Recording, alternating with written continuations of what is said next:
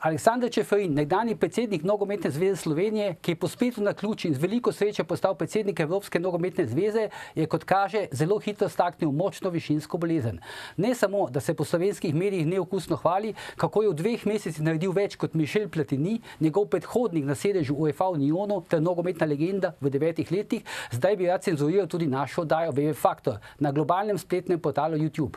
Ko smo prejšnjo sredo v tej oddaji zelo jasno, vendar tudi argumentirano povedali, da smo, ko je Nogometno zvezo Slovenije vodil Ivan Simič, imeli Matjaža Keka, denar in rezultate, po Čeferinu pa dobili Srečka Katanca, finančni minus in smo že 5 let zapored brez športnih rezultatov slovenske nogometne reprezentance, je Čeferin prek Evropske nogometne zveze na YouTube dosegel, da so začasno blokirali posnetek naše oddaje na temo, kdo bo ustavil Srečka Katanca. Čeferin je to dosegel pod krinko lažne kršitve avtorskih pravic UEFA, čeprav v oddaji nismo objavili prav ničesar, kar bi zadevalo avtorske pravice Evropske nogometne zveze. Zato bomo uradno zahtevali, da YouTube posnetek čim hitreje odblokira, UEFA pa povrne nastale stroške. Za Čeferina pa ugotavljamo, da je, žal, in čeprav že nekaj dni na teden živi v Švici, predvsem mali človek na visoki funkciji.